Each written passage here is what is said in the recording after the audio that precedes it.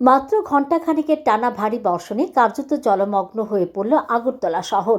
শহরের একাধিক গুরুত্বপূর্ণ ও ব্যস্ততম সড়ক হাঁটু জলে ডুবে যাওয়ায় নিত্যদিনের জনজীবন বিপর্যস্ত হয়ে পড়ে।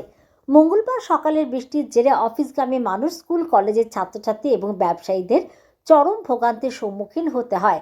শহরের বিভিন্ন বাজার এলাকা, প্রধান সড়ক এবং নিচু অঞ্চলগুলোতে জল জমে থাকায় যান চলাচল ব্যাহত হয়। বহু জায়গায় যানজটের সৃষ্টি হয় এবং পথচারীদের জল ঠেলে চলাচল করতে দেখা যায়। কোনো কোনো জায়গায় পুরনো বড় বড় গাছ ভেঙে পড়ে রাস্তায় যান চলাচলে ব্যাঘাত ঘটে। যদিও এই দুর্যোগে প্রশাসনের তরফে তড়িঘড়ি ব্যবস্থা গ্রহণ করা হয়, এদিকে ঝড়ে গাছ ভেঙে গাড়ির ওপর পড়ে এবং অনেক জায়গা থেকে ক্ষয়ক্ষতির চিত্র সামনে আসে।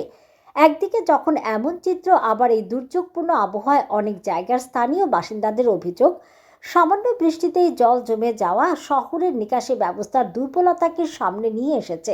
স্মার্ট সিটি প্রকল্পের আওতায় উন্নয়নের দাবি থাকলেও বাস্তবে বর্ষা নামলে পুরনো সমস্যায় মাথাচাড়া দিয়ে ওঠে বলে মত তাদের।